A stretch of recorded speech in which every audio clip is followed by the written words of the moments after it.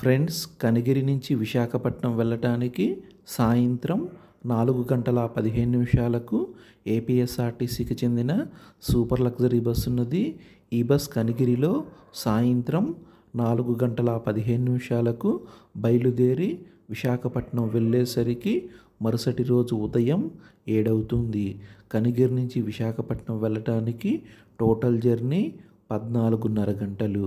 కనిగిరి నుంచి విశాఖపట్నం వెళ్ళటానికి bus ticket 1095 రూపాయలుగా ఉంటుంది.